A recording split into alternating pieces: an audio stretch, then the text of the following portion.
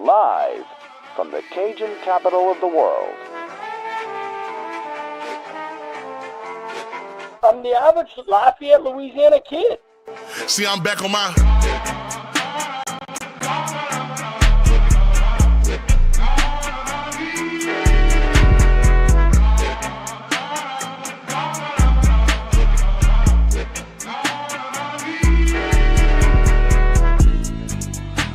Hey, fellas. Hey, Brady Review said, congratulations. Say what's up, y'all. Yeah!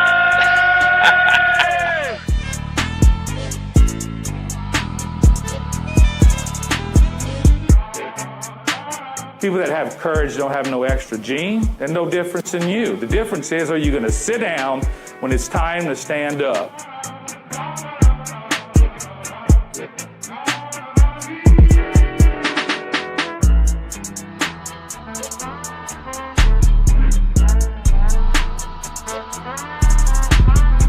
Ladies and gentlemen, welcome in to another edition of the Gulf Coast Bank Postgame Show.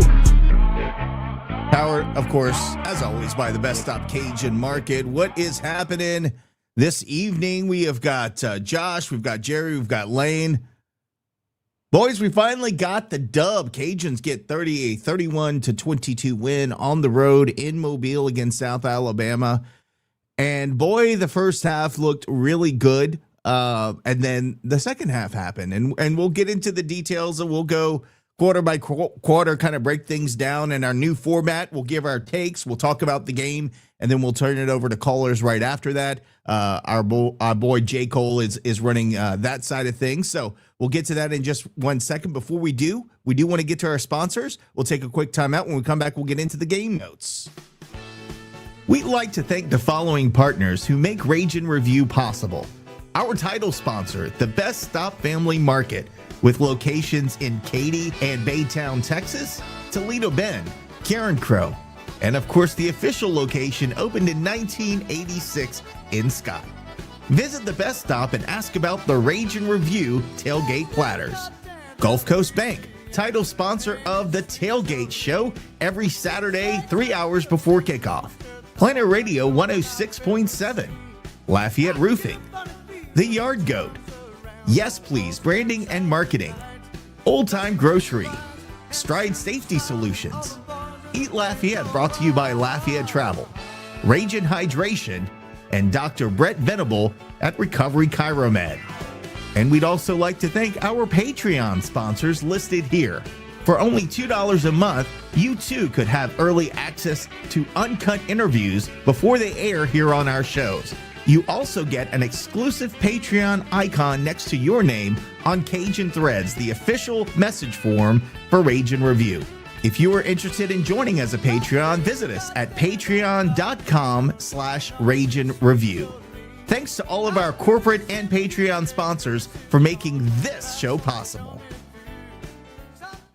And as I mentioned, the game started off well for Louisiana. We, we got things rolling. We did give the Jaguars first dibs on the ball in the first quarter. We managed to get some pretty good defensive plays on that drive, and then got the stop, received the punt, and then all Louisiana did was drive it down the field for an early 7-0 lead. Lunch looked very crisp on his throws during that first series of plays. Of course, Zylan Perry was also involved in the running game, which was good to see. Lunch scrambled and gained a few yards on that first drive. So it was good to see us actually attacking them on the ground. And then, nice little completion to our boy Shelton Sampson Jr.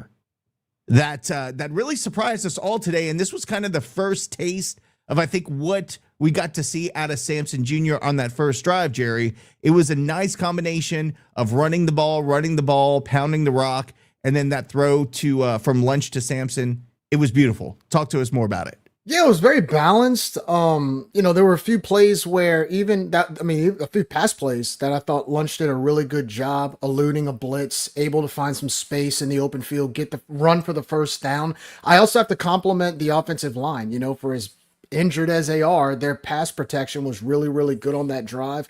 And it was nice to see Zylan Perry get a nice run to get a first down. And they kind of mixed and matched a little bit between the run and the pass. I think that touchdown pass, I believe, was either a play action or an RPO. I think it was an RPO, and it was a really, really good ball right down the seam on about a 10-yard slant or a 15-yard slant to Sheldon Sampson. And it was nice to see Sheldon Sampson get in the end zone. Really, really good touchdown drive, very effective drive.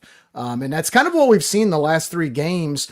Our first drives, I don't know if it's because the plays are scripted or what, but they've been very crisp. The last 3 games have had really crisp drives to start. It's usually around after the scripted section where we kind of have some trouble, but that was a much needed touchdown drive, and I thought they mixed well, and it was good to cap it off with a Sheldon Sampson touchdown reception. South Alabama gets the ball back at their 25. Davenport opened up that drive with a nice 20-yard pass to, I'm going to call him Voisin. I'm sorry, I'm not going to call him Voisin. That's just ridiculous. Yeah, that's anti-Cajun. We're going to call him Voisin for a first down. And then after that play, they go 3 and out, give the ball back to Louisiana. And then again, Lunch goes straight to Shelton Sampson for a 9-yard gain. Bill Davis, Winfield, Perry, just pounding the rock once again. Unfortunately, Lunch did take a sack on that drive, but we did get 3 points out of it. So Tony Sterner with a 32-yard field goal gives us a 10-0 lead. We give the ball back to South Alabama, and then that's pretty much it for the first quarter, but very promising first quarter as Louisiana had a total of 120 yards and 10 points in the first quarter versus South Alabama's 59 total yards of offense. Nice. Again, we passed it for 82 yards. I think a lot of that had to do with Shelton Sampson. And again, a couple of nice grabs in the first quarter, especially that 25-yard touchdown pass. But again, we were very balanced in that first quarter, and it was really, really good to see. That's what we know Louisiana football could be, Jerry, is that first quarter. And they showed us, kind of what we expected it to be. Am I right? Is that not how we expected this team to look this season? Yeah, I think what made it great was the fact that Lunch, when you have to game plan against Lunch, when our offense is on, you really don't know how to react. You don't know what to play up against, because just when you think he would run a design run play, he hit you on a play action. He hit he hit that touchdown pass to Sheldon Sampson. He hit another one for 30 plus to Sheldon Sampson, I thought, in that second drive, which led to that Sterner field goal that you just mentioned. And it keeps the defense on their toes. Then you add in Zylan Perry. Then you add in Bill Davis. And look, they didn't break any big runs in the first quarter, but they were gashing that defensive line for 4 or 5 yards of carry, especially after the first contact. And look, there were some runs that I thought South Alabama did a good job of countering, but we just kept running it at them, and we ran it again, and we ran it again. sticking with the bread and butter, not getting cute, not trying to throw the ball at the wrong time like we did against Southern Miss, right? I got to give Coach Des credit on the play calling in that first quarter. We kind of stuck with what worked, and that's why we were able to get those 10 points. And it was good to see Sheldon Sampson kind of come out of his shell in the first quarter, because we really hadn't seen it all season until today. So that was good to see. Also, too, I also thought that Davenport had some trouble throwing the ball in the flat in the first quarter. He probably missed about 3 or 4 throws early on that could have been first downs. That's why I'm not going to lie, I am a little appreciative of having Lunch being able to hit on the short pass. I thought he did a really good job doing that and just keeping the drives going, kept extending them. So it was a great first quarter, very crisp first quarter in all 3 phases.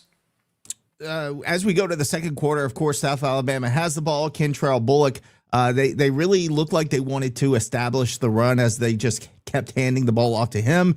And then Davenport seemed to get a little bit more comfortable in the pocket with a couple of completions, and then a big completion later in the quarter a little later on the first drive of the second quarter for a 20-yard gain. And then they capped it off with a 15-yard rush by Keenan Phillips to get into the end zone for a touchdown to make the game 10-7. Again, it was not, I wouldn't say it was anything on our defense. I think we had a couple of defensive breakdowns on that drive, but nothing that I can really point to say I was super disappointed with. I think South Alabama just did a good job of driving the ball down the field. Again, Louisiana gets the ball back. We try to establish a run once again and do a really, really good job. Again, Blanco, Winfield, and Davis really all very involved in that drive. Again, Charles Robertson even rushing to the right for a gain of 6 yards on that drive. We kind of tried to change things up a little bit, but we kept doing what we say we want to do, Jerry. If we're going to establish a run, we're going to be successful at running the ball. That's what this drive was all about. And of course, we capped it off with a run by Zylan Perry up the middle for 18 yards and a Louisiana touchdown. And that made the score 17-7. Louisiana feeling pretty good at that time. Again, we give the ball back to South Alabama. They don't do much on the next drive. They have to end up, in fact, that was when I think they had a weird penalty on that drive where there was a block out of bounds, but then they called it on both teams, right? And I don't know. I didn't see any block out of bounds on our team, but they called it on both. It was offsetting penalties. So it set up a 4th down, and then they had to punt it back to Louisiana. Again, Lunch Winfield does his thing, connects with Shelton Sampson Jr. once again. First pass of that drive for a 22-yard completion, and that drive ends on another deep pass to Shelton Sampson Jr., which was, again, capped off by a 3rd pass to Shelton Sampson Jr. for 17 yards and a touchdown. Louisiana's up now 24-7. We're feeling good, Jerry. Can I say something about that drive? There were 3 particular throws that I thought Lunch Winfield made that never in my wildest dreams I thought he could make. The first pass, he threw a big corner pass. I'm not sure if you guys saw it. I believe it was to Rob Williams right on the sideline. That was right after he threw it. Yeah, that's right after he threw it to Sampson. Next play. A dime on the out of bounds line, a dime. And you know, a lot of times people have this perception about Lunch where he's not the most accurate passer and blah, blah, blah. I don't know how you could have put the ball in any better place than that. I mean, to me, that was an NFL throw from, to his left side, right into the arms of Rob Williams. I thought that was huge. And then the way he got that 3rd down throw, eluding a blitz to Sheldon Sampson to keep the drive alive. See, that's the benefit of having Lunch in the game, because again, defenses, they don't really know how to prepare for him. And especially when you can make throws like that, he becomes very dangerous. And look, credit to Sheldon Sampson for stepping up. I mean, he was huge on that drive to be able to make those catches, especially that touchdown catch. But that 3rd down throw to Sheldon Sampson to, I think it was the South Alabama 17, which set up that touchdown pass. I mean, you can't ask for a more crisp 2-minute drive by Lunch Winfield. I mean, you really got to see his arm strength on that drive. To me, next to that Marshall drive to tie the game, that was by far his best drive throwing the football. And it was nice getting that score before the half, because it was, as Kevin Footwood said, make it, take it. And that's exactly what we did. We got the ball back in the second half. First drive, Lunch continues to do what he was doing the entire game, which is some crisp passes. This time, first time targeting I think that was the first time that they targeted a tight end with Brock Chappell, a 9-yard gain on that drive. Then again, they rushed the ball, a nice completion up the middle for 19 yards to Shelton Sampson once again, which we will talk about him later in the show because we got to highlight and maybe have an appreciation thread for him on Cajun Threads later. Again, he completes another pass deep for 35 yards to Brock Chappell, and then we end up capping that drive with a quarterback keeper by lunch. He just had to run it in 1 yard, and he did the job, and we got a touchdown, and now we're up 31-7, Jerry. And what can go wrong from here? Nothing, right? We're feeling good. We're up 31-7 against a bad football team. And then we all know what happens after that, right? Yeah, look, that drive was great because that was the first time I think we've run trickery all season. It was like a reverse flea flicker to Brock Chappell, and we threw it to the tight end on the trickery, which made it even better. Brock did a really good job following his route. I think he really was a shoestring tackle away from getting into the end zone, which would have been great. But once again, another crisp drive, balancing it out. I thought we did a really good job throwing the football again.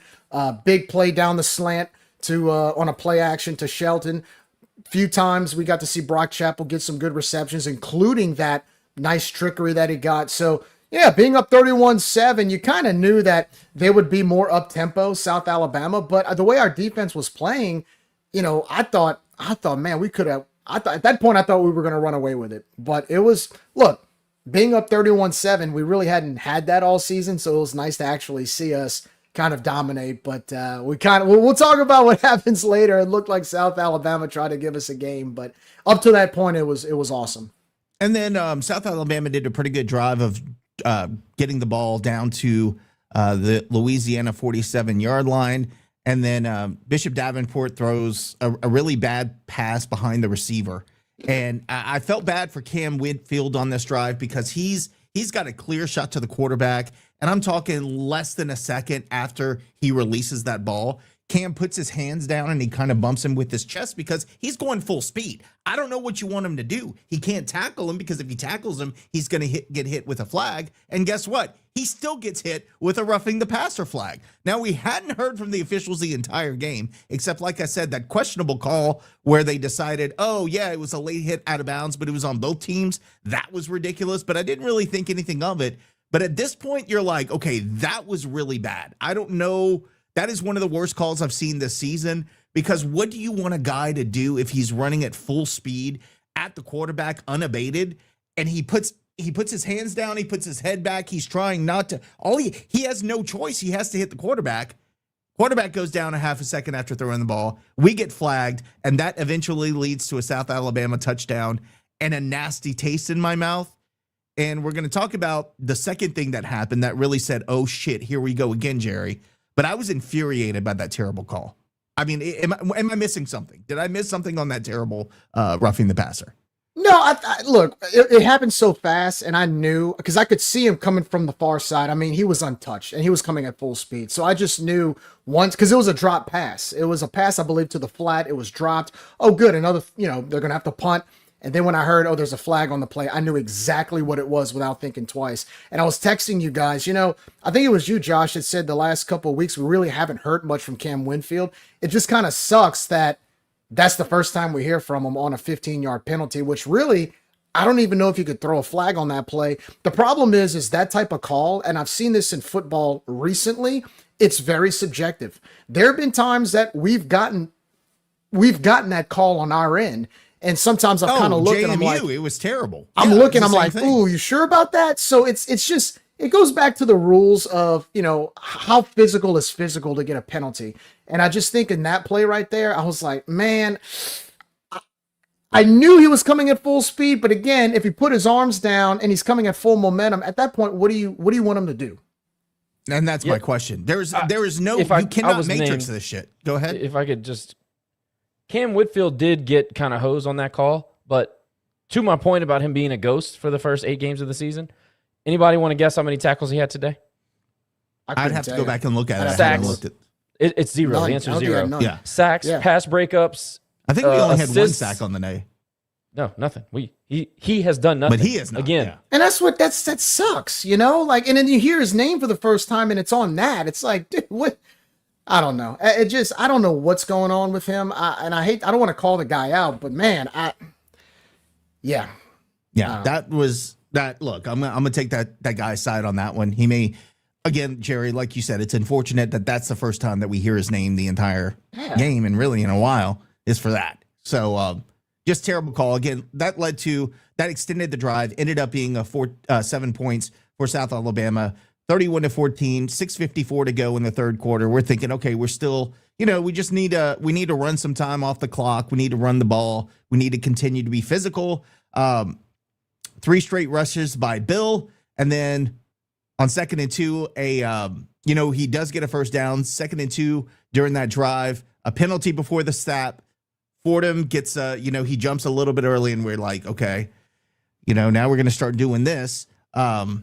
Quarterback keeper, an incomplete pass to Sampson. And by the way, that was another terrible call where he was completely molested on the sideline. That was so bad, especially, and we're going to talk about a pass interference later on in the game. That was not called. That was called, actually. Yeah. I mean, that call, the guy, literally, the corner's not even turned around. He's literally hugging Sampson. Sampson's trying to turn around. His arm's getting hooked on our sideline, and nothing.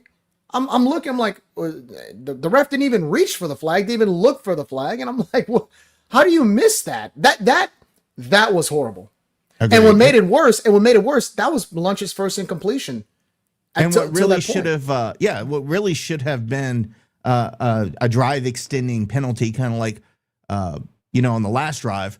Not such the case for Louisiana, so we end up punting the ball down to South Alabama, and then on the ensuing drive for South Alabama, Tyree Skipper came in on a big sack later in that drive on 4th and 3, and ended up, that's one thing that I pointed out is that South Alabama will go for it on 4th down, and they're not that great at it this season. This was another case where they get all the way down to the Louisiana 34-yard line, and then Tyree Skipper came in with a beautiful sack on that play. You got to give some props to Tyree, because I think what he did was he kind of came around and from the back pulled him down, if I remember if it was that play. But a really good show of his athleticism, turnover and downs. Louisiana gets the ball back, 48 seconds in the third. Again, 31-14, we're feeling pretty good about ourselves. And then the fourth quarter happens, and we'll get to, like you said, the penalty that we talked about earlier.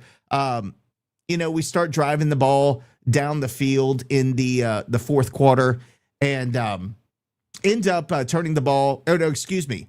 We end up with a field goal attempt of 53 yards from Sterner. Now, if it were me, we were down at the USA 36-yard line. We're up at that point, 31-14. I'm thinking just punt the ball, pin them back, and then let our defense do what they've done a pretty good job of this game. We did attempt that kick, and Sterner missed it terribly. Jerry, do you agree with trying to get the 53-yard field goal at that time, or are you like me and just kind of want to punt the ball?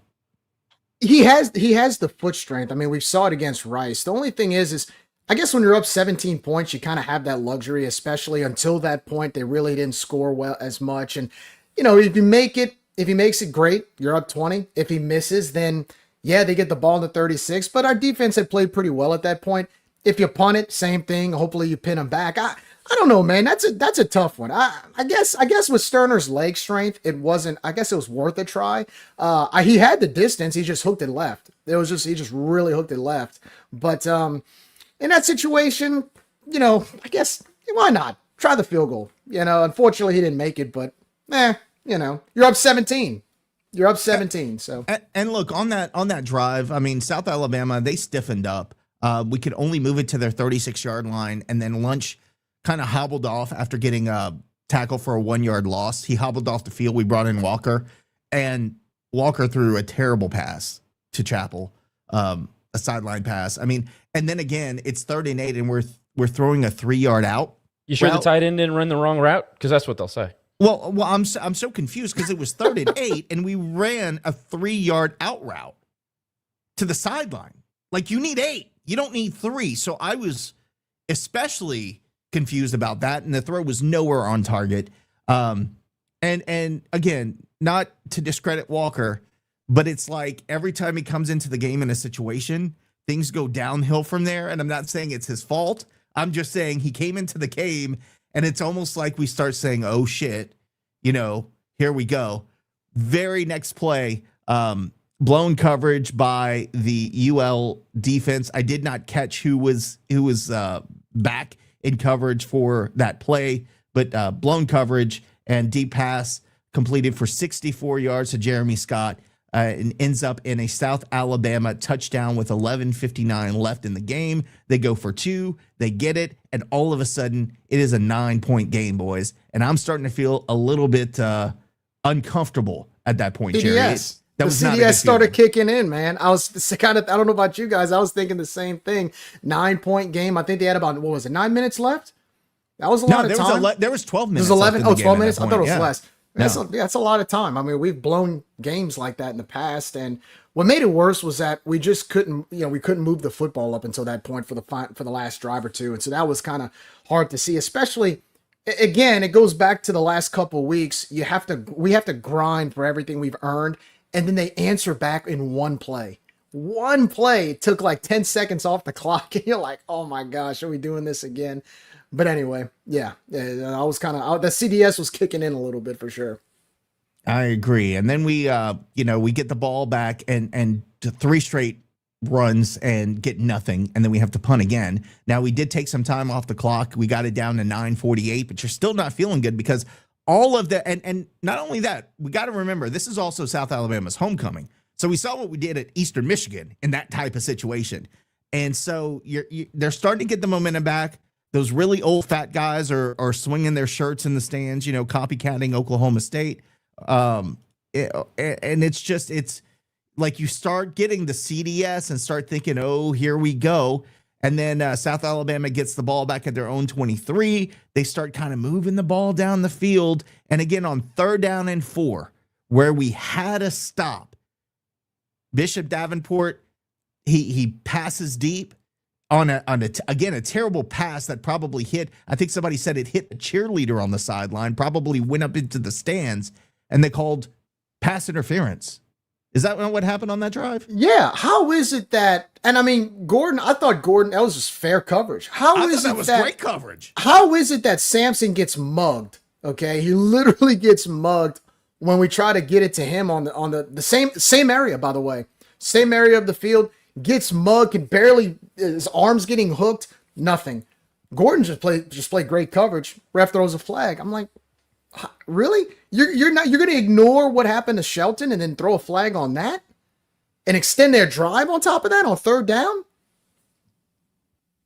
I don't get it, man.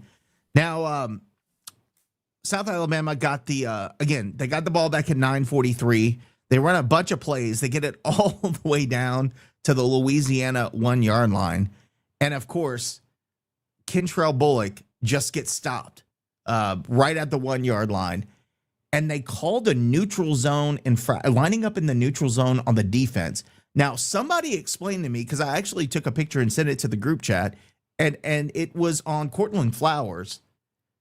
But when I took a picture of it, he was not lined up. Was he even on the line? I don't understand. He was a cornerback, so they had a receiver on the outside that wasn't in the screen that you sent, so it was on the near side.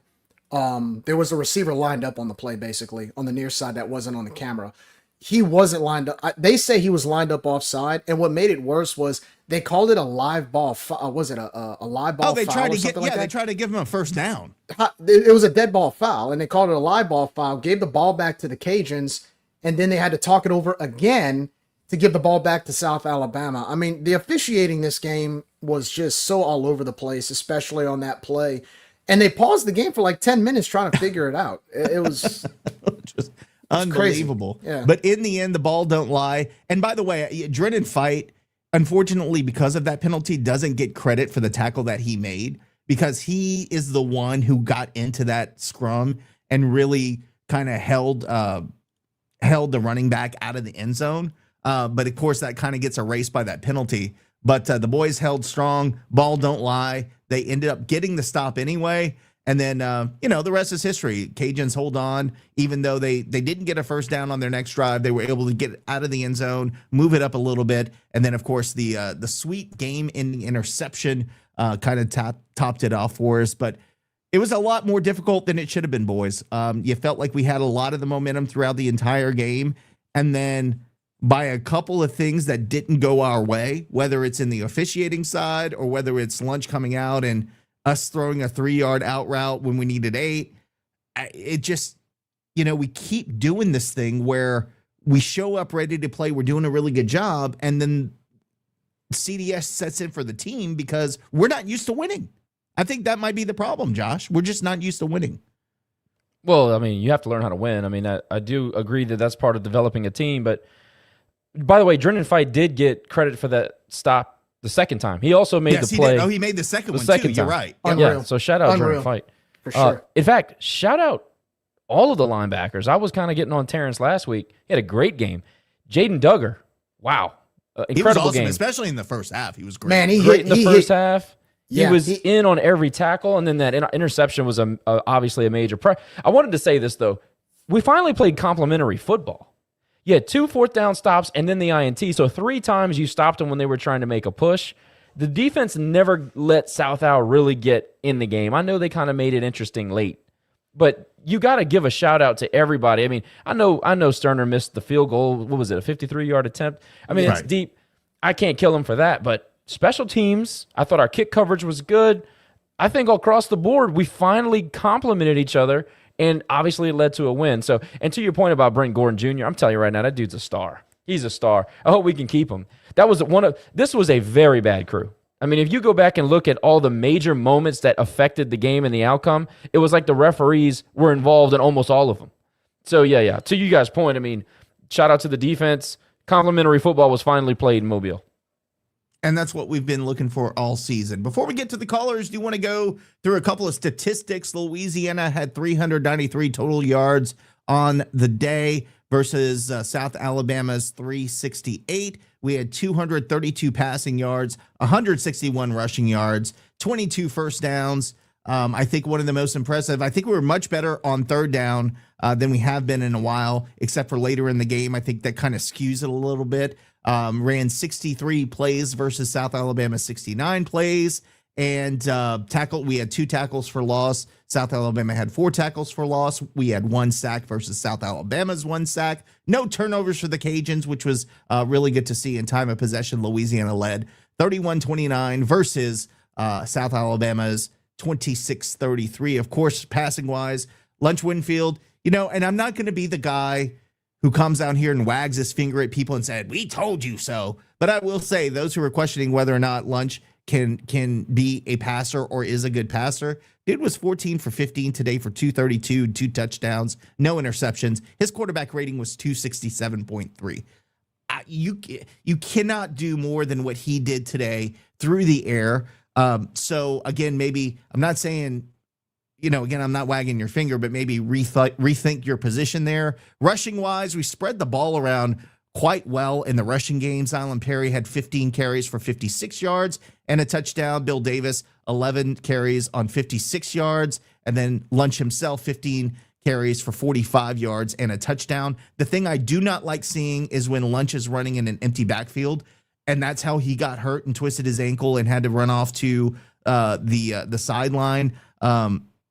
We need to get him some better protection. Of course, in the receiving game, Shelton Sampson Jr. had a coming out day. 138 yards on 6 catches for 2 touchdowns, his longest of 45. And then Brock Chappell, second there with 2 catches for 44 yards, his longest of 35. So, again, a good day offensively for Louisiana, and credit to Lunch Winfield and credit to Shelton Sampson Jr. Look, I will say I criticized Shelton and wondering early in the season whether he really wanted to be here, but he showed up today, and I think he showed up last week, and I didn't realize he had injuries on both hands, so that could explain why he was having trouble holding on to the ball, but he's really shown, that one-handed catch he made over the defensive back was one of the most spectacular plays I've seen this season. while he was getting absolutely, again, molested by that guy. So credit to Shelton, credit to Lunch, and really the entire game plan in the first half of the game into the third quarter, I thought was excellent. And this is why I hate talking about Walker Howard so much. It's because while we're wasting our time arguing about if Walker should be in the game, everybody's ignoring the fact that every time Lunch steps on the field, he gets better. And I want to say this. Look at the balance. Think about all the things we've said in post-game and mid-game or midweek shows and tailgate shows. 17 pass attempts, 15 from Lunch, 46 rushes. The offensive coordinator / head coach helped out his quarterback today. Okay, so it's not a wonder that Lunch had one of his most impressive, most efficient passing games today. We used him properly. As we've been saying all season, he was used properly. Also, I know the offensive line had some moments, but shout out to the offensive line. We questioned whether, guys were in the right positions to succeed last week, and we asked some questions in the postgame. I thought the shuffling of players and where they belonged on the offensive line made a whole lot more sense today. And I think the performance on the ground and in the air showed the consequences of those decisions. So I wanted to say shout out to that. Also, another thing we talked about ad nauseum this week, we had to score points in the red zone. This was a bad red zone defense. We had to exploit that. We scored 24 points in the red zone today. So the offense has got to be commended for showing up, doing their job, yes, but also when the field shrunk and big money downs had to be made, we put the ball in the end zone. We didn't rely on the field goal. Those were all big moments in the game throughout. 24 points in the red zone is by far our best, execution down there of the year. So we're going to go to calls, right? You want to start taking calls? Yeah, and I just, before you do, I just want to say one more quick thing. Jax Harrington and Mackie Mayo on that side of the line, we need to have them on the right side because, like you said, it made a world of difference today, and they did a nice job on the left side as well, now that they moved those pieces over. So put the guys in position to win, and they're going to perform. Completely agree, and Mackie actually played, to your point, much better. Night and day.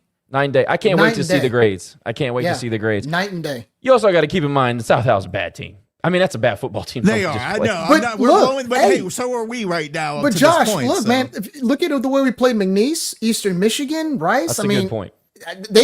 The offensive line, to your point about when it came to pass protection, I can't emphasize it enough. I mean, we talked about Max grade last week in pass protection.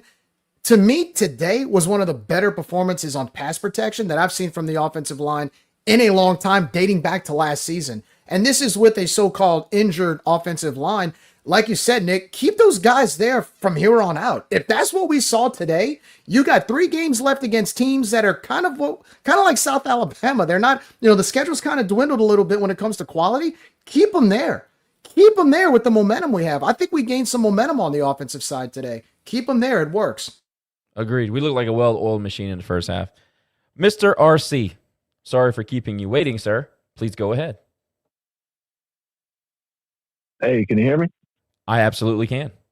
Okay, I want to apologize to Terry right off the bat because they got some sirens in the background. It's November 1st. Stat benefits ran out, so people are running the roads. Get that off my chest. Second of all, it's good to finally be able to call in after a win. No, finally, I agree. Finally, yeah. The last few times I've called in has been kind of a shit show, but yeah, I still have some complaints. Yeah, I know, Debbie Downer, but here we go.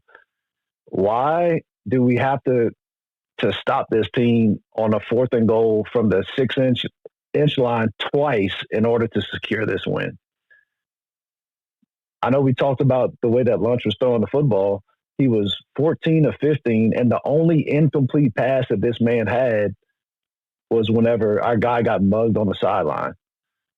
But yet we continue to run this guy out of an empty set, quarterback draws, quarterback powers, and that's how he got hurt. So I don't know what we did in the second half to pull back the reins on him or whatever, but like what happened after the first drive in the second half? Like we should have blew the doors off of this team. I'm glad that we won. Don't get me wrong. I want to say glad this. That we won. If you look at their whole schedule, every single game they have played has gone just this way. They get down big, and then they make some crazy rally in the second half. I'm not excusing our mistakes. I'm just saying it's a very weird oddity that every game they play, they're bad, and then they're good. But and then they end up losing. It seemed like we closed the playbook. From my perspective, offensively, we got super conservative and we closed the playbook because we played to not lose. And I don't think. I was going to say. I'm sorry, Jay, go ahead. No, I was going to say. I don't even know if Lunch threw a pass in the fourth quarter. Did he throw a pass in the fourth quarter? That was my next question. Sampson had 6 for 138 or 5 for whatever he had, and Lunch was 14 of 15. But like, I think pretty much all of that came up until like the first drive in the third quarter. We had 8 yards of passing. We had 1 pass for 8 yards in the fourth quarter. Okay, that's what I was asked. That's pretty much what I was getting to. Why? I know that we were up 31-7 or whatever the score was, but why do we not just keep on going? You know, and our guys are finally in a rhythm. We're finally moving the ball down the field. We're finally putting our guys in a position to do some shit that they're actually succeeding in. And then I don't know, man. It's just kind of frustrating. Look, don't get me wrong. I'm glad we won. But it's almost like we still had to stop the team twice on 4th and inches in order to secure the win. But at least we did, Ryan.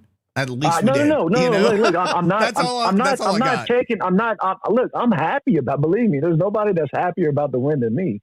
But it's just like, why does it have to get to this every single week? I agree. I think the only answer I have for that one, Ryan, is based on how the game ended in the last 5-10 minutes. I guess Dez figured, you know what, let's rely on the run game. You know, Lunch has been getting some yardage on his quarterback keepers, even though it's almost like playing a game of Russian roulette with his injury. I mean, you can get hurt doing that. But I think he probably thought, because if you remember, a lot of times on 4th down, it was 4th and 1. 4th and 2. We were gashing him for about 3 or 4 yards a carry.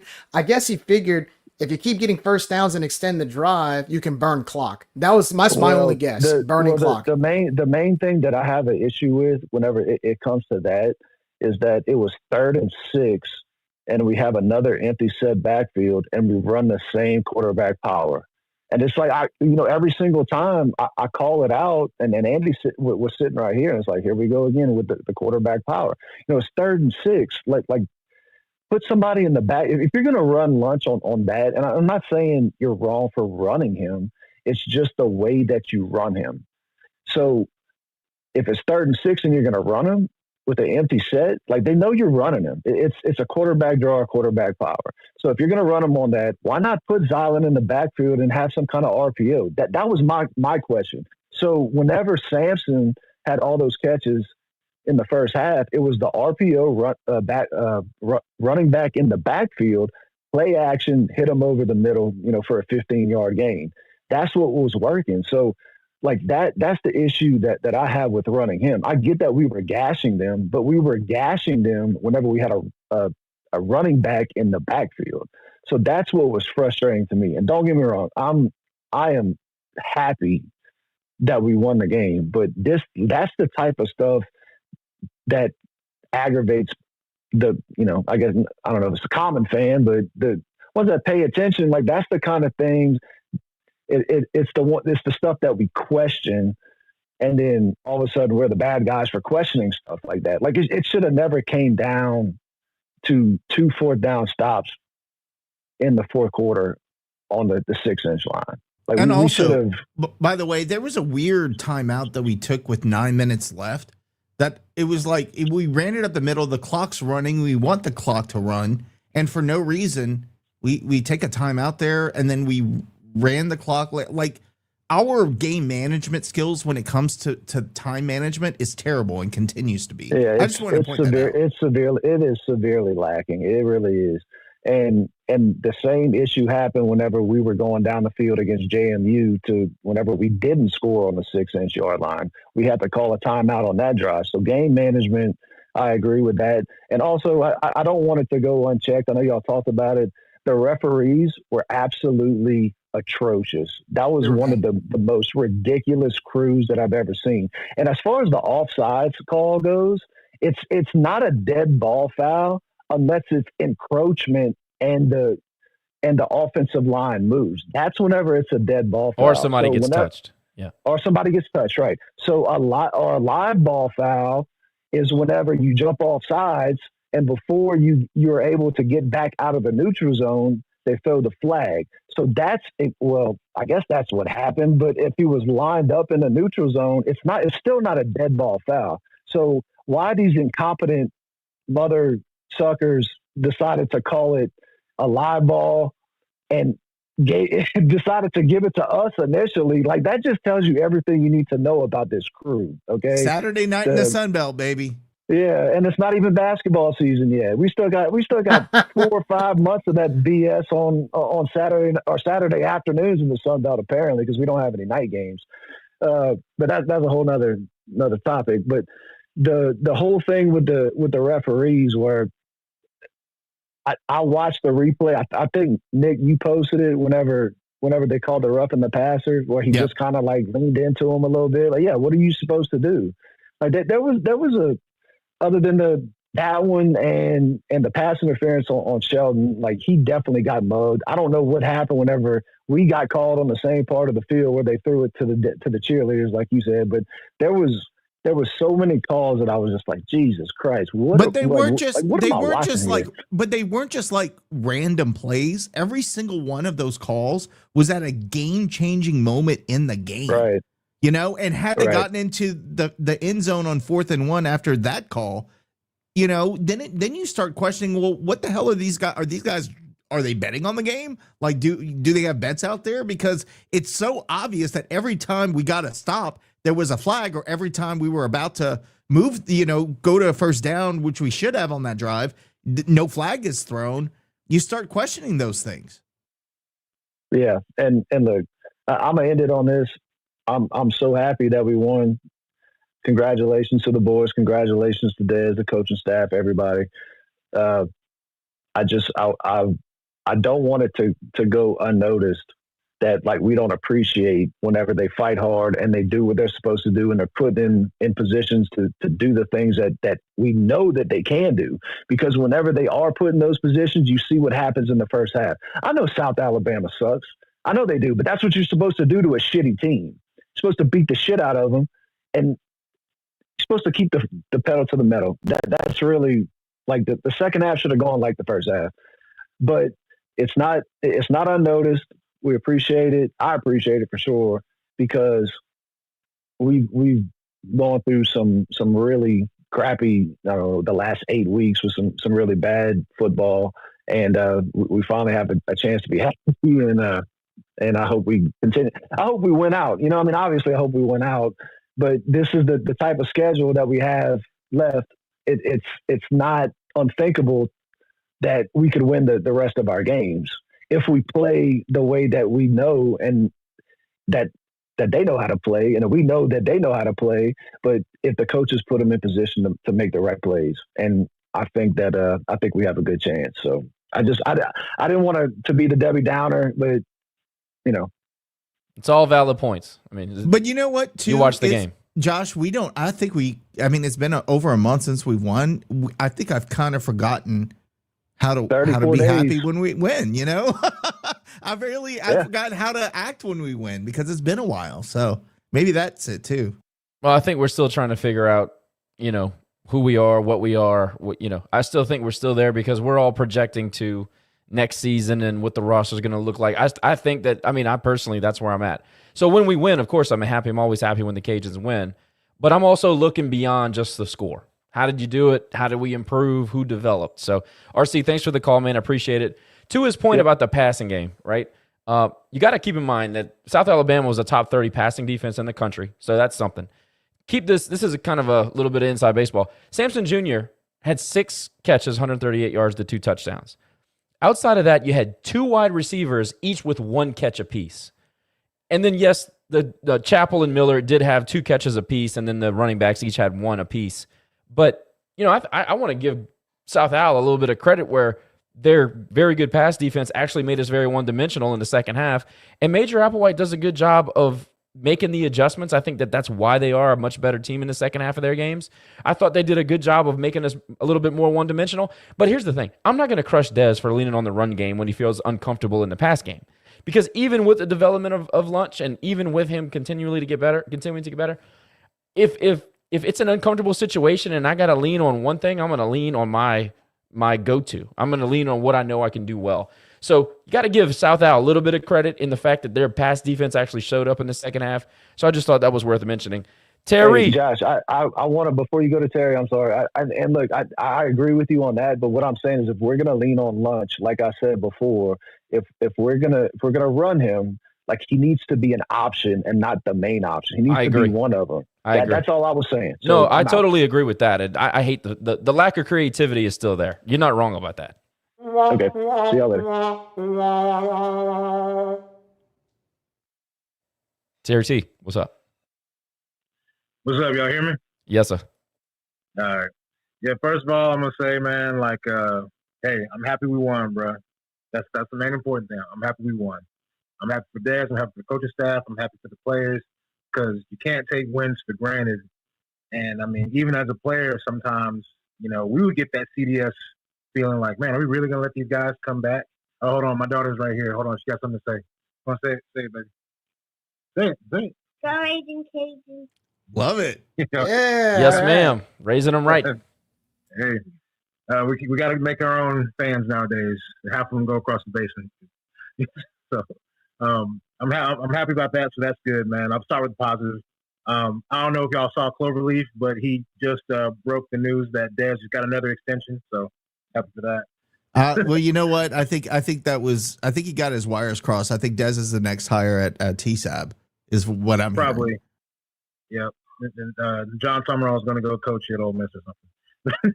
I think Uncle Jeff is just going to decide that he's the coach and go coach the team. Oh man! With a tiger, uncaged on the field. Oh God! You got to start a whole nother podcast for this conversation. Yeah, I'm really happy that I call them the NIL fairies or NIL vampires. I'm happy that no other outside noises were involved in the quarterback decision making on who was going to play today. I'm happy Lunch stayed in.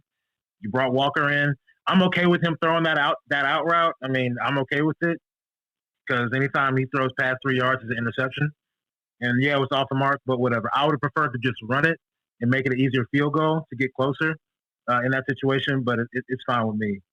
Would you have gone it? Would you have gone for it there? I mean, or would you have punted, or would you have tried to kick the field goal? Because I was in the punting kind of frame of mind. I don't know, man. It's such a hard decision because it's a long field goal. Our field goal kicker has been, I don't know, what is he, like 65% all year? It's kind of, I don't really know. He actually hits better from longer yardage. Like it's a shorter yardage that usually gets him, but I don't know, man. Okay. When you're up that big, I think you just pin him back and make him, run clock.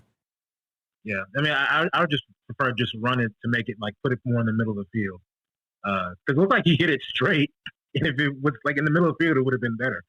So I mean, it is what it is. I think Dez's play calling. We threw 2 screens in the first half. Our opening play was a screen. You have no idea. My wife was like so happy for me. Jump through the roof. Finally, a freaking screen.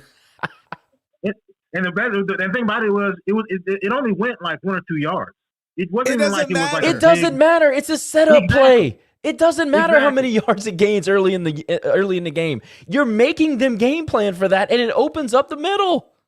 Yeah, and I mean, I'm mad that we didn't go back to it in the second half. I mean, the first half, like we did, reverse passes. We did a reverse play. Like, I mean, Dez is in his bag, and I think he's been watching a lot of Bob Chesney JMU film because it looks like we borrowed a lot of stuff from their playbook. I mean, I totally understand. Like, I think Josh, you said it when we played JMU. Like, you prefer like beat guys straight up, but when your offense is so anemic and all you have is running the ball, you have to do something like those trick plays. Whether they work, you know what I'm saying? If it's not fair, throw the ball away. But those plays matter in the grand scheme of how you make the other team think. And so I was happy when that happened. I'm happy for Shelton Sampson. I mean, that although we had some good quick passes. I mean, the fact that Lunch he only needs to throw 15 passes. We ran the ball 40 times. I've said it time and time again. Terrence Broadway in no way was Peyton Manning. But the coaching staff knew that you could properly use his abilities well. and you throw if Kansas threw like more than 20 passes, we were probably in trouble because we weren't that type of spread team. All your quarterback needs to do is throw like less than 20 passes a game, 75%, and average 5 yards a carry on the run game. That's all that needs to happen, and that's all that needs to happen today. So I'm very happy about that. I mean, yeah. So it was a really productive day, and also the defense played very well also. So I'm about to get on the negative. So you can play my music again. I'm about to get on the negative. All right. And look, offensive line played great. Run blocking was very well. I thought pass blocking was solid, but the only reason pass blocking is solid is because of Lunch's mobility. No different than Levi. Levi's mobility saved a lot of sacks. And I think you look at Lunch's mobility, it saves a lot of sacks also. He's not a statue in the pocket. Cooper Fordham, look, man, he's a great, talented kid. You are the center. Why are you false starting? I think he's got like his 5th false start on you. You cannot do that. You know this happens. That frustrates me more than anything, that the center is doing a false start. I mean, it blows my mind. But overall, the offensive line played well. He's a young kid. I hope he gets better later on. I know he'll get better. The 2-minute – did y'all talk about the 2-minute drill at the end of the first half? Yeah, how we let the clock run down and called our final timeout. Yeah, we talked a little bit about it. Kind of weird. That was the luckiest 2-minute drill I've ever seen. I don't know if anybody else. We don't get things like that all the time. So I don't know what Dez is doing at that point in time, thinking about that 2-minute drill.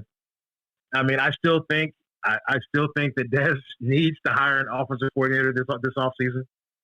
Like Josh was saying, like while watching the game, I'm thinking about what we're going to do in the offseason roster-wise, what we're going to do staff-wise. I think we have to hire an offensive coordinator.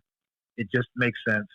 That's how Billy got fired from Florida, because he couldn't swallow his pride and just hire a damn OC. I don't care where you get them. Get them from high school. Get them from junior college. Get somebody that matches your person, that can call a good game with the personnel that you have. Hey, and really expand. To your point about Terrence, what's Jay Johnson doing these days? Let's call him up. He loved Lafayette. He's at Wyoming right now. I'm watching Wyoming play right now. Dude, he was the brains behind that whole operation. Oh, dude, I love Jay Johnson. Him. Yeah, I love Coach Jay. Like, I'm watching Wyoming right now. I root for him every weekend, man. If we can just, he was actually the one I wanted to be the next head coach. I'm not gonna lie. After Billy left, I was really hoping that they would have given Coach Jay a call. But yeah, man, like offensive coordinator, we have to make an OC type staff hire. I feel strength and conditioning. I'm looking at like all the injuries we have. Coach Neighbors, I know he's a awesome guy. I know he cares. I know the guys have his trust, and that's great. If we can get somebody on his staff to do better with soft tissue injuries, something to prevent these injuries, our strength and conditioning program needs to improve. Last thing I'll say, last two things I'll say is we need to start a counter on how many days it's been since we updated our damn commercial. I was waiting for that. To jump through the freaking roof. This kid is now collecting a check. She's working for Jeff Landry right now on his campaign. She's so old right now. But Terry, I want to explore. Oh my God. You know, Terry, like I could make a video in like, give me 2 hours. I'll pull some clips offline and I'll make a new video that, I mean, yeah, that's just attention to detail around this program right now seems so lacking. And that might come from Martin Hall. I mean, when the people at top lack attention to detail, that permeates the entire organization. That's what it feels like right now. Terry just doesn't want to dance, and he doesn't want to build things. I mean, I get it. Clearly. I mean, but like, guys, I don't know if y'all watched, did y'all see South Al's commercials? South Al's commercials were like, they were good. They showed the whole city. They showed, a guy surfing, somebody on campus. It was vibrant. We were in the heart of Cajun country, bro. Like all the stuff we could show about our culture. I know. It pisses me off. Like, And I know somebody in the administration listen to this damn thing, listen to this podcast. Oh, they all do, buddy. They all do. Confirmed. Yeah, they do. Like, listen to this. I don't give a damn who it is. Update your decade-old commercial. My daughter's 6. She is younger than the damn commercial. This is crazy. It's crazy. It's awesome. Ugh. All right. It's my favorite rant. No, the beauty of it, though, is your daughter. Look, Terry, you can actually get your daughter, if they do a new commercial, you'll get your daughter to be in the commercial, and by the time she ends up going to UL, they'll still be airing the commercial, like 12 or 13 years later. She'll be in graduate school talking about how she wants to build things, you know? Oh, God. I'm done. I'm done with my rant. Oh, sorry. Next last thing I'll say is I'm watching these games. I'm hoping for a miracle. Hopefully, James Madison can make it to the CFP and get the Sun Belt some money. So I'm hope if y'all are doing the same thing I'm doing, absolutely watch for hopefully some top 25 teams can lose or the Americans can lose. So that's what I'm doing right now. But God bless you guys. Y'all be listening. Thank you. All right, T. Thanks, man. Josh, hey, I want to go before you go. I want to this comment right here about Major Applewhite being our offensive coordinator. If they fire him, I'll take him all day. I think he's a great OC. Head coach, maybe not, but OC, I'd take him. I think it's an interesting conversation. If anybody else wants to get on, we're trying to encourage everybody to get in, get your thoughts, and talk about the game or whatever we want to talk about. Just request to speak. I'll get you in. The whole offensive coordinator conversations is a good one, an interesting one. I got to tell you, I think he was at his best today. I enjoyed his look. If you want to say we got too conservative in the fourth quarter, I'm going to agree with that. It's kind of his MO, so I wasn't surprised by that. I actually kind of expect it now. But I just want to say, like, as far as the flow of the game for the first 2.5, maybe 3 quarters, I don't have a real issue. Now, Ryan has a good point about how it's really predictable what we're going to do when when we're empty set and it's clear that it's a rundown and they're going to use lunch. The thing about that is they're looking to just create mismatches and put one extra hat on a defensive scheme and then have lunch have that, that extra runner. I get why he does it. Again, I say this all the time. Technically, when you break down the film, you can see why he does what he does. It's just so predictable. We lack creativity. The trick play to Chappell, that's fun. There's a couple of plays that it got a little bit more creative than we've seen. I think maybe he felt comfortable to do it because we had a lead. Maybe that plays into it. I just, I really want to see the guys run the football, and I thought we pounded the rock. I think we only averaged like 3.6 yards a carry, which is not amazing, but it's winning football. We played winning football. We weren't chasing the sticks. Now, we had some penalties, but they weren't game-changing penalties because some of them weren't freaking penalties, let's be honest. But they weren't like in those inopportune moments where we've typically had those penalties. I just like the fact that we played winning football. We did it offensively. We did it defensively. And outside of the field goal kick, I thought we did it special teams as well, especially in kick coverage. By the way, we had 6.2 yards per carry. Was it 6.2? Because we had 46 yards, 46 rushes, and we had 100. Oh, I'm sorry. You're right. 3.5. It was total. I'm looking at total yards. Yeah, 3.5 yards per rush. You're right. So, again, not amazing, but it's winning football. All we're looking for is winning football right now. Ryan, I see you have your hand up if you want to make another comment. And again, everybody, if you want to get your thoughts in, just request to speak. I'll get you on. Go ahead, Ryan. Yeah.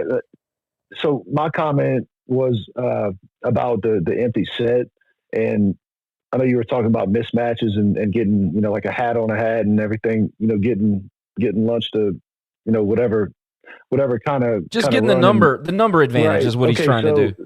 So to kind of dispute that, Dez had actually made a comment earlier this week where they were talking about it. I don't know if it was with Foot or whatever press conference we were talking about. They were talking about the same kind of thing that I'm asking about, running lunch, QB power, QB sweep, whatever. And he's literally saying that the reason that they do that is they have an extra blocker in the backfield, and he's talking about the running back.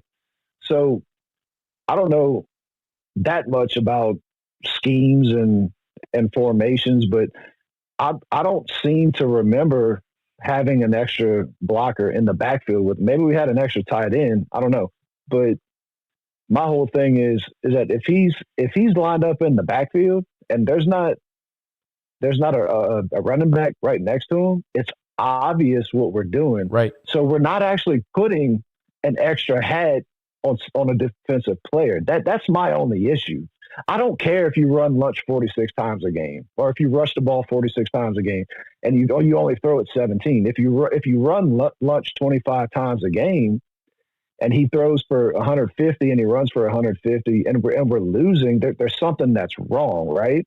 Like, we're not doing something right. So we're finally in a position to just close the team out, and we're doing the same thing with our quarterback that's not putting him in a position to actually get a first down on a 3rd and 6. So whether the numbers are right, I don't know, but I never saw a running back in the backfield with him to be a lead blocker in order to offset the 6-on-6 or the 7-on-7 in the box. That was my whole thing. So if you're gonna run him on that, just make it an option. So what you're saying is basically when they're doing it, they're spreading the field and they're still using him as a running back, where it kind of negates the fact that the extra blocker is not in tight. It's not. He is in tight, but there's not a running back in the backfield, and that's what Dez was talking about earlier in the week. He was talking about how the running backs work their ass off to in pass pro and to actually block, and they love blocking for lunch because he's a good runner. But every time that they had him in the backfield by himself, it was obvious on a 3rd and 6 or a 3rd and 8 or whatever. It's QB power or whatever. Like he's not, like, he doesn't have an extra, and that's why I chime back in, because you were saying something about the numbers. So every time that I saw that in this game, there wasn't like a lead blocker from him coming out the backfield. We might have had an extra tight end on the the strong side. No, it's a good point. I'll have to go back and look to see if it was 12 personnel or 13 personnel. Maybe they had an extra tight end tight. I don't know. It's an interesting point. I'm gonna go look at it. And one of the things I did like is that there was one play, RC, where we had three receivers to the left, one to the right. We had a running back there with Lunch. Then he ran out left, so it ended up being 4 receivers to the left, and then he went in motion again and then ran in front of Lunch to block for him. I like that play. I think if we get creative, like, you don't have to have a guy in the backfield, but if you're creating a little bit of chaos offensively in the backfield, and then you have that lead block for him, I think that I like that play. That's one that stood out for me this game. Right, and to your point, it's not just giving him a lead blocker. It's putting the tight end or the whoever went in motion. It's gauging the defense to see what kind of a package that they're running. Are they running man? Are they running zone? Right. So it opens up a lot more options. So that's my whole thing with Lunch being a primary runner on a play. Like, he's not a fullback. He's not a running back. I don't even think, and this might kind of rub y'all the wrong way, I don't even think he's that dynamic of a runner. Like, I don't think he's a Zion Chris or a Lance Lejeune, whenever it comes to the open field. He gets what he needs to get because I think his body build is different. He's strong, and he makes the right kind of cuts. But I don't think you just put him in the open field and he's like, holy crap, he's freaking Michael Vick. I think he's so powerful and he's so low to the ground whenever he runs. But it's still, like, that doesn't mean that he needs to be the only runner in the backfield. They're teeing off on him, especially on a 3rd and 6, whenever we don't have anybody that's helping him out as far as like a lead blocker. And whenever you talk about putting the guy in motion and he runs out of that set, yeah, I like that too. But it also makes the defense guess, okay, this guy's coming in motion. Is it a play action? Like, is it a jet sweep? Is it something? If there's nobody coming in motion and there's not a running back in the backfield and he's running shotgun, 9 times out of 10, the man's running a quarterback power. That's Correct. all I was trying to say. And the numbers don't add up. No, To our advantage. It's true. And to your point about his running style, I think his best attribute is that he makes good, quick decisions. He's always in the right gap. He's always making the right cut at the right time, and he does it quickly. There's no thinking. It's just one foot in the ground and gone. And I actually think his speed is a little bit kind of deceptive when he gets in the second and third level. But he's not a Lamar, a Vic type guy. He doesn't have the athleticism. I just think he's really effective because he makes the decision and he goes. So I feel like as far as like a QB running back comparison, like he's more like Bill Davis and Zion and Lance LeJeune, if he would be playing quarterback, was more like Zyron Perry. Like they got the quick, they're not deceptively fast, and they make cuts and they have breakaway speed. Like I just think that he's more of a smart runner, and he bounces off of tackles, and he might break one every once in a while, but it's not his speed that's doing it. Agree. Appreciate the comments, dude. Anybody else want to get in? Just request. We'll get you on. Nick, what you got? Well, let's look around the Sun Belt because we did have some games today. One that is in progress. Just going around seeing what the scores look like. On Thursday, we had Marshall visiting Coastal Carolina. They were up 20-17 at the half. Marshall was actually doing pretty well at that point, and then Coastal just put it pedal to the metal or metal to the pedal, whatever you call it, and ended up winning that game 44-27. Earlier in the week on Tuesday, James Madison completely destroyed our next opponent, Texas State, by a score of 52-20. Again, the most overrated team year after year after year. Crown them before the season, and then they are now 0-3. 0-4 in the Sun Belt Conference. I do not want to be the first Sun Belt team that they defeat, if any, at all this year. We have got to get that win against Texas State. I'm asking you, please, this is the one we got to get this season because those guys talk so much shit about Pac State Conference, and none of them are doing well this season, which makes me happy. Earlier today, Old Dominion gets the win 31-6 over UL Monroe. Monroe ended up getting 6 points in the fourth quarter. Not sure if that was 2 field goals or a touchdown and missed extra point, but either way, it was a blowout in Monroe. And then Arkansas State and Troy currently underway. No score in the first quarter. That's all I got, Josh. Man, poor ULM. I'm shocked they had enough players to even take the field. Well, poor Brian Vincent, man. I feel bad for that guy. They got so many injuries, it's just ridiculous. So Hunter Herring was their kicker at one point because they had no kickers, and then he got hurt on top of that. Yeah. So at this point, I mean, I'd be going around campus just being like, hey, you look pretty big. Do you want to come sign up? Do you want to come to practice today and see if you can fill some roster spots? That is a team full of injuries. I think that is a team that just I was watching their last game. Tools in the shed. Yeah, I was watching the last game, and I think he actually did that. And I think the guy on the roster was a guy who just came kick off the street because they had nobody else. What are you going to do, man? So I kind of feel bad for him in that, or just go for 2 Now, I'm not taking anything away from ODU. I mean, I think they're having a good season. And for sure. This could be a springboard to something big for them. They're getting a lot of recruits from that area, and they have a lot of football players out around the Virginia, Norfolk area and all that stuff. So shout out to them. AD, yeah, that's true. Vincent is the AD right now. The league across as a whole, I believe, is just down. I know that Southern Miss is winning, and I think a lot of that is veneer. I think that we don't really have a clear-cut favorite outside of JMU, and even JMU has a whole lot of weaknesses that we exploited in our game, and they're not a unbeatable team. So CCU blowing out Marshall in the second half was a little bit surprising, though. I mean, totally blew their doors off.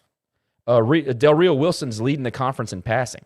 He's leading the conference in passing efficiency. He's a good player. For them to be totally shut down in the second half, that's surprising to me. I don't know if maybe there was an injury mixed in there.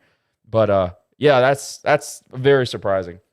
Do you think there's – oh, I'm sorry. Go ahead. I was just going to say last call for anybody who wants to get on and get their comments in the show. Let me know. I'll get you on.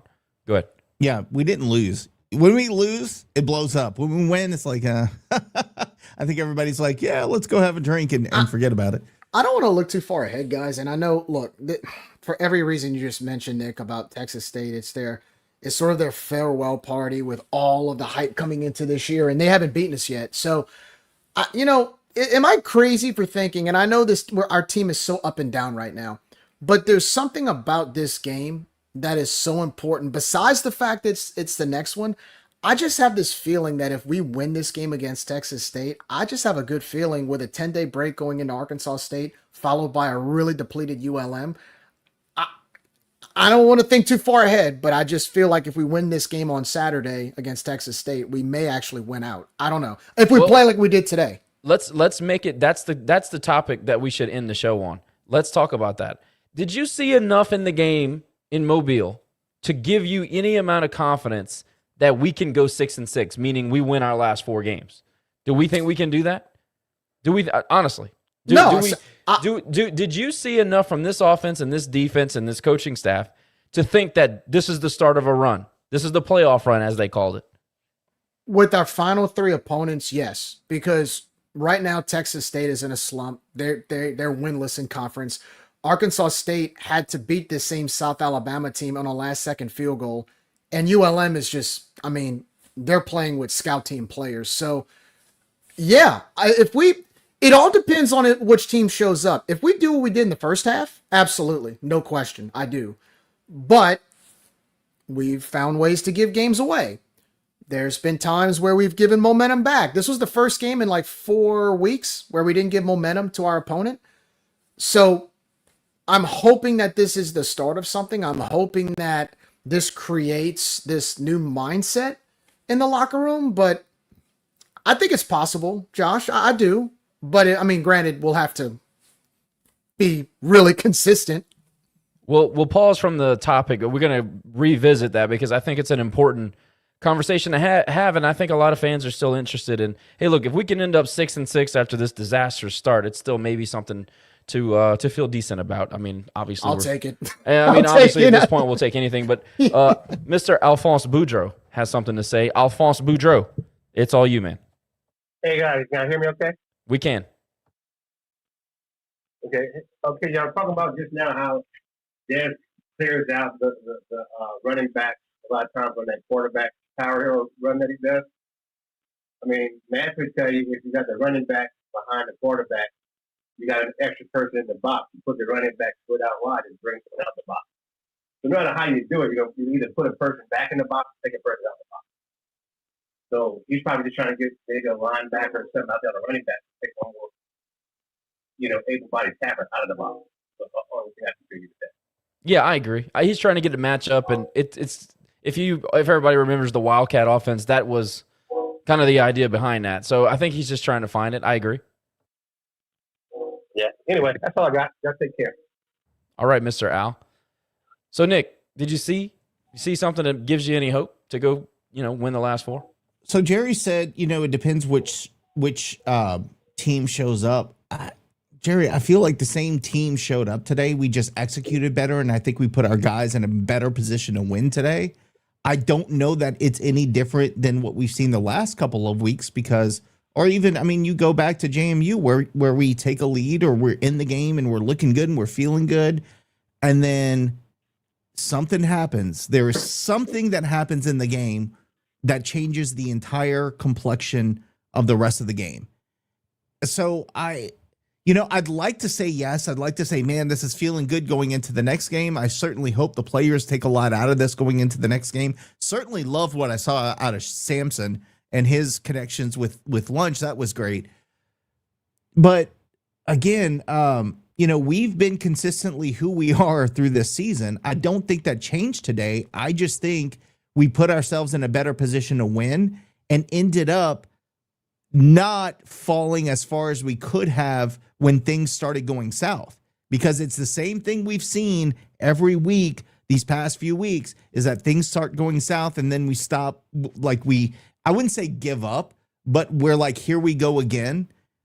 This week we didn't do that. If we fall into the same situation the next couple of weeks where, in the third, fourth quarter, things start going down south, but we still maintain our composure, then I think, yes, you have a possibility to win the last 3 games.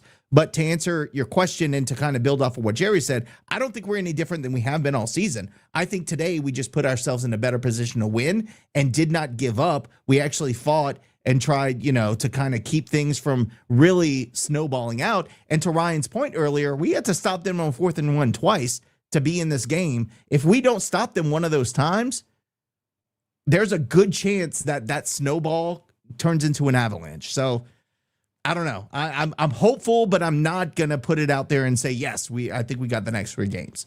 We'll see. One game at a time, and that starts with Texas State. Of course. Look, I'm going to say this. I'm not one to blame the refs because that's just kind of a loser way to look at it.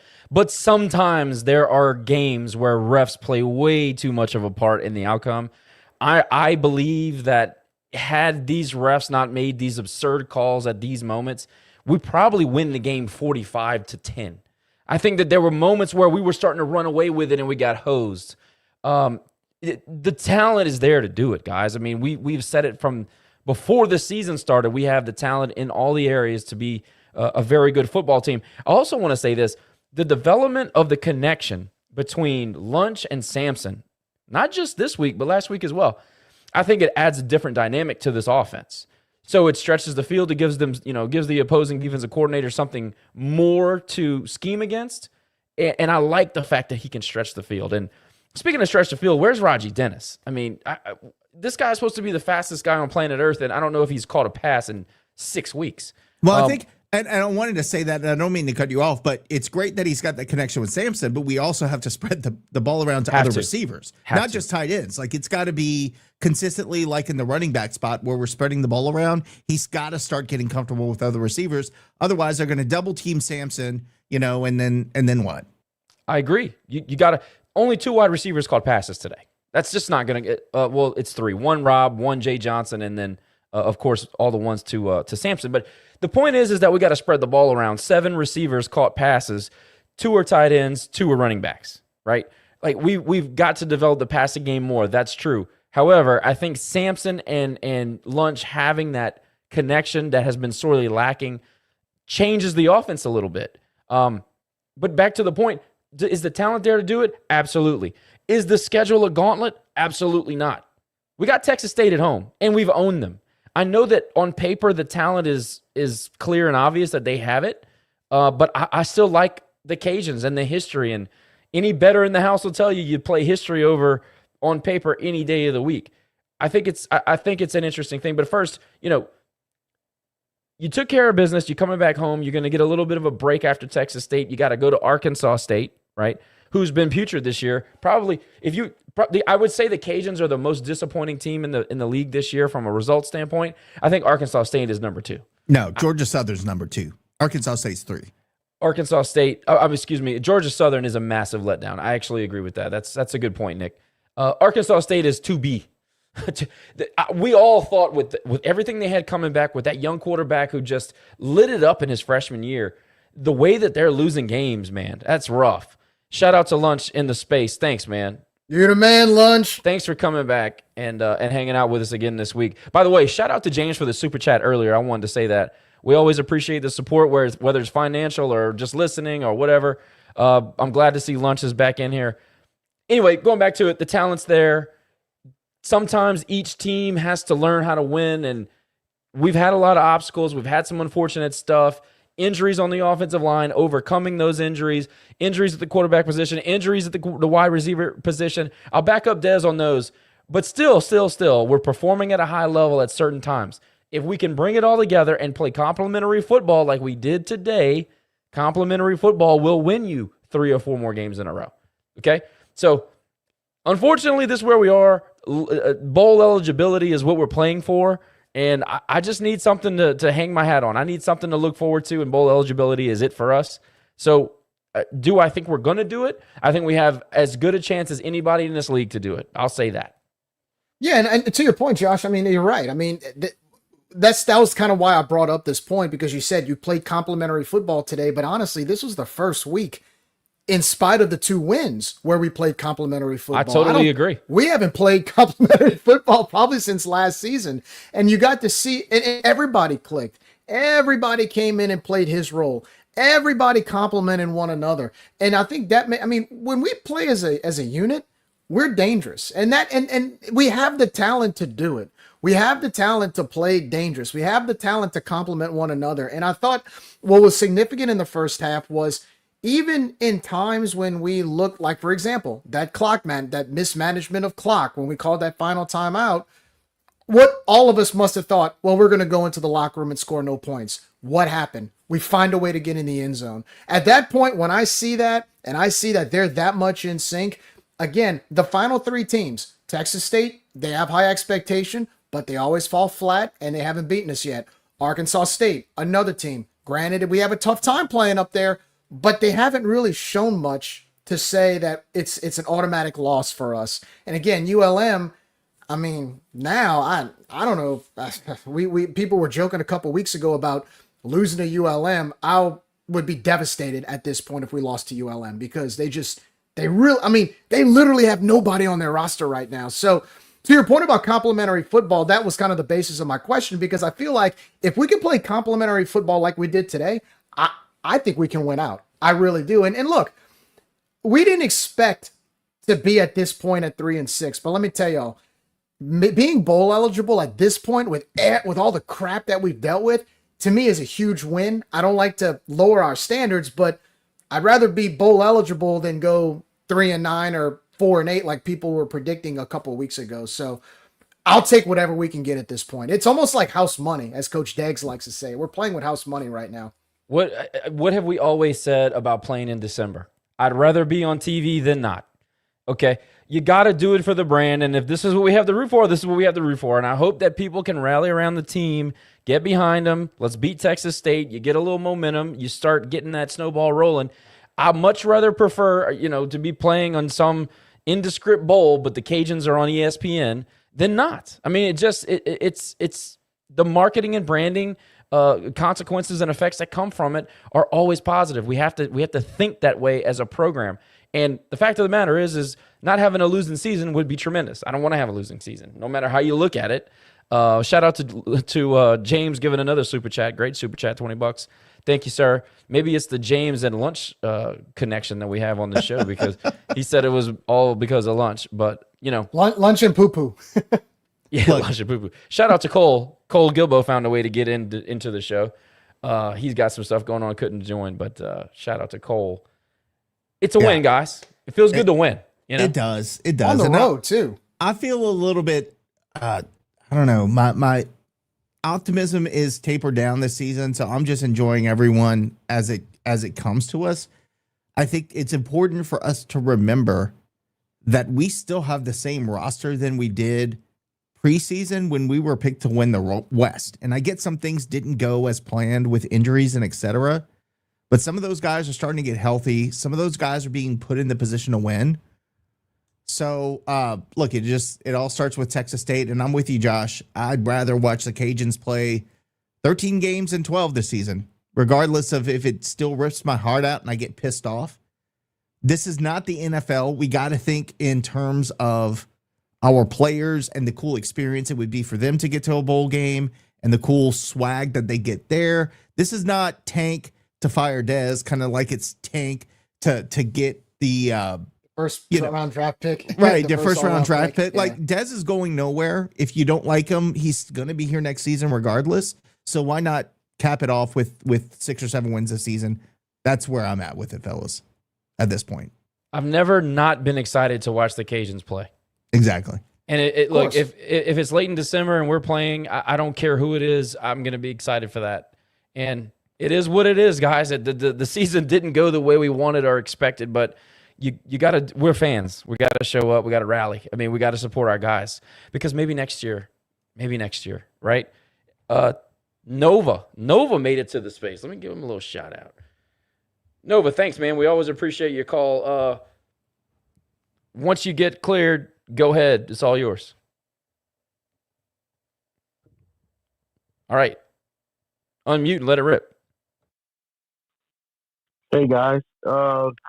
Man, it's been a while since I've been able to join you guys. But I tell you what, it was good to get a win tonight. I thought they played overall well, considering all the problems we have on the offensive line. The offensive line actually played pretty solid tonight. Agree. And it was good to get a win. And I agree with what y'all said, dude. I'll watch this team every week, whether they're 1-0-10 or 10-2. It doesn't matter. I'm gonna watch. Oh, Nova, sorry, man. Press the wrong button there. Unmute yourself and repeat. I'm sorry. That's my bad.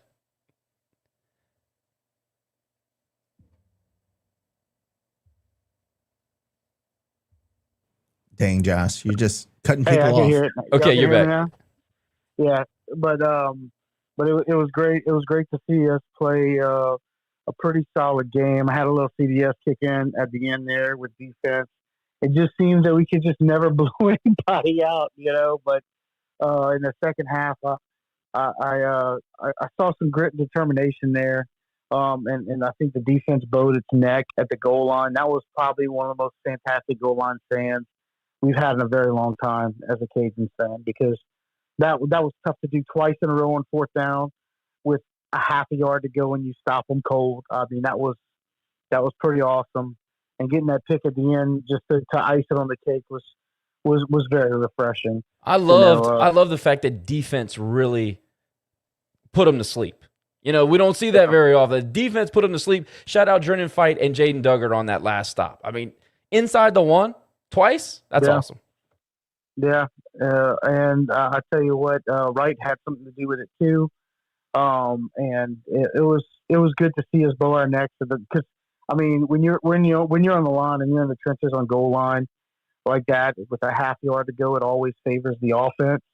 And to see the defensive line just stone cold stop the offensive push and be able to make the running back run into his own offensive lineman to really stop his momentum, it was good to see that. I look forward to this team every week, and I really it sucks that we're not going to be playing for a conference championship, but hopefully they can finish this thing out right and we can go to a bowl game, because every game we have here on out is winnable, 100% winnable.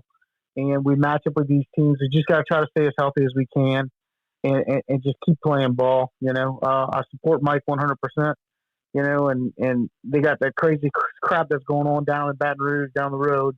And, I look at our situation and I'm kind of thankful for it. I'll be honest with you, because in today's day and age, Mike does not have an easy job with NIL and with his budget and the situation that's there. And I'll be honest with you, I think he's probably the right man for the job right now for what we need to get done and how we need to keep this thing together and keep some kind of momentum. You look at 3-6 right now, you're like, what kind of momentum we got? Well, as a program overall, I think we're still in way better shape than we were at the end of Hutch this year. So I'll be honest with you. I see that with the effort of the players and the culture that we've built over here probably the last 6 or 7 years. And it's nice to see that. But I just wanted to chime in. It's been a while. I haven't talked to you guys in a while. And I want to just give you all my 2 cents on tonight's game. So go Cajuns, baby. Let's get a win next week. Cool? Thanks, Noah. Nova, dude, we always appreciate when you call in. By the way, he gave a shout out to the offensive line. This is a former offensive line guru here. This former offensive line player knows what he's looking at. So anytime we get a head nod from Nova, offensive line earn their keep. As James said, Nat King Cole, natural like King Cole, has checked into the space. Mr. Gilbo, please take the floor, sir. It's all yours. Press unmute on the phone. If his fingers work, he's been at a festival. First time checking it. Technology it's my first impaired. Time doing it can y'all hear me now? Yes. Got you. All right, boys. Well, yeah, like I said, family day with my wife's family at the Save-On Fest in Carencro. Shout out to them. They do a great job. Wayne Toops was absolutely rocking tonight. But listen, checked in all day. Of course, I get the update straight to my phone every time we're in the red zone or score or anything like that. So you guys know me. Going to go back and do my homework. Going to watch the game probably once or twice. But from what I can tell, offense was clicking. I think early on through y'all can correct me if I'm wrong, but every time I checked through the first half, we were scoring on every time we had the ball, we were scoring. The thing that caught my eye the most, and I'm sure that y'all talked about it plenty tonight, is Lunch Winfield's throwing percentage, because as we've been told over and over, he's not a passer. And then come to find out, he just broke the record for completion percentage in a single game in a Raging Cajun uniform. So that whole thing is put to bed now. But listen, guys, a great weekend of football for me. Acadiana gets a big win last night, sets themselves up for a district championship against Carencro next week at Bill Dotson Stadium. So a lot going on there. Of course, the Cajuns get a big win tonight, a much-needed win. Guys, if this offense can play like this and, the defense, they played well enough to win today, clearly. South Alabama is one of the lower, tier teams in this conference right now. But, you still have a pretty favorable schedule the next 3 games. And what I mean by that is winnable games, right? So you got Texas State, who was highly touted, kind of like we were, and they're having a very, very poor year. I know I had a very bad take about them about a month ago. I'm eating my shoe as the weeks go on with them, but that's a winnable game. Arkansas State is always a battle for us. Really depends on who's home or away. That's what that series comes down to. And then there's ULM, and we know how we feel about ULM. So if the offense can keep executing like they did today, there's no reason that 6-6 is out the window. And I know that we want, after a win, things are good. You're riding high. And that's what, as a Cajun fan, with how bad the season has gone to this point, I want to ride high. I want to ride this wave until they prove me otherwise. But, I mean, I'm going to be honest with you guys. I know South Al's a bad team, but from everything and all the stats and all the notes that I was getting during the game today, even though I wasn't physically watching it, it felt like we were handling business. It didn't really matter who was on the field. I mean, and we said this a lot of times in our own shows, especially the last 2 weeks, we were in the game against USM. We were in the game against Troy. We were just we did a couple of stupid things, a couple undisciplined plays that either turned the momentum around and gave them the ball game. But that's what I'm saying. Maybe we turn the page, maybe, And last thing I'll say, and I'll turn it back over to you guys. Y'all are doing a great job. Sorry I couldn't join, but I said it earlier. If we go 6-6, I'm going to be streaking down Reinhardt. Y'all can get y'all cameras ready. But shout out to y'all. We'll talk in the group message. Everybody that tunes in tonight, I love y'all. Maybe the Saints can get a win tomorrow as well. We'll see. A camera is not what people need to have if that happens. But I do want to ask you this, Cole. Back in the day on Monday Night Football, they had Al Michaels and Dan Fouts.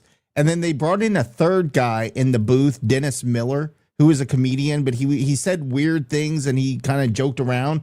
If I make it to the Acadiana High game on Friday night, can I be your Dennis Miller? I don't know if I would be able to get the play-by-play in between you and Nick Fodno, who is better in the band. All right. Well, good point. Well, then I'll cancel my plans for Friday night and not do that, but that would be a lot of fun. Thanks, KG. Terry, get the last word. Make it quick, and then we're going to bounce onto the last topic of the show before we close. Yeah, sorry, a little off topic. Last thing I'll say, I'm watching Arkansas State and Troy play. I just saw Arkansas State's commercial. They had Demario Davis promoting their university. Can we please get some type of famous celebrity of our university? Somebody, can we call it Peanut Payton? We could get, Peanut. Yeah, the Peanut Punch. Jake Delhomme. Stand-up guy. Like, come on, man. Get somebody to promote our university. AI Richard Simmons. No somebody. Idea who it is in the commercial, man. Like, it kills me. Call up Peanut right now. That's all I got to say. Terry, write a letter. Write a strongly worded letter. Let's see how that works. I've sent like a plenty of emails. And I already know they know who I am. I don't gotta write no letter. They already know who I am, son. All right, T. Please get this man a damn commercial so we can enjoy our lives. Nick, you want to wrap it up, or you got a thought or anything? No, let's wrap it up. I think we've been here a while, and this is a good point to call it a night. Boys and girls, thank y'all for joining us on Rage and Review, brought to you by Gulf Coast Bank and powered by the Best Stop Cajun Market. As always, we thank you for joining. I don't do a good enough job promoting us and where you can find us. Of course, you can find us on YouTube, on X, on Instagram. Just look us up on Rage and Review. We're up to 600 followers or subscribers on YouTube, which is amazing, guys. When you consider a couple of months ago, we were at like barely 300 and asking you guys to get us to 500. So we are growing there and growing in our viewership. So thank you for doing everything and helping to spread the Cajun across the nation. So please like, subscribe, hit the notify me button if you have not on Rage and Review on YouTube so that you are notified when we have new content out there. All right, boys, tonight was fun. I'm going to go celebrate with, I think, a fire pit and maybe a little bit of bourbon later tonight. Hope you guys celebrate in whatever way you feel like it's an appropriate way to celebrate, Jerry, which means a chocolate shake with a cherry on top if it's you. Absolutely 100%, baby. For producer Lane, who is in the back, for Jerry, for Josh, I am Nicholas. Appreciate you joining us as always. And again, we'll see you next week on Wednesday, 7:30 for our weekly show. Until then, as always, go Cajuns.